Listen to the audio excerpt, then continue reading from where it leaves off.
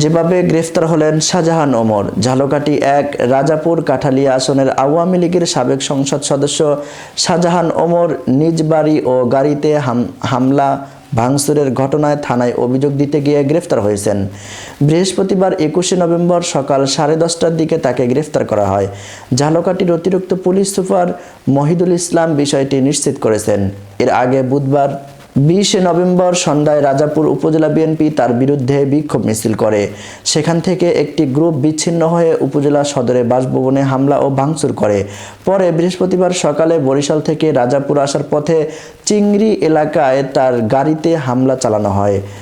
এসব ঘটনায় রাজাপুর থানায় গাড়ি ভাঙচুরের হামলা দিতে গেলে উপজেলা বিএনপির নেতাকর্মীরা বাইরে থেকে থানা ঘেরাও করে অবরুদ্ধ করে রাখে।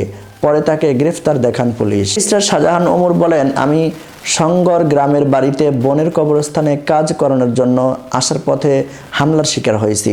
আমার গাড়ি ভাঙচুর করা হয়েছে, আমিও আহত হয়েছি।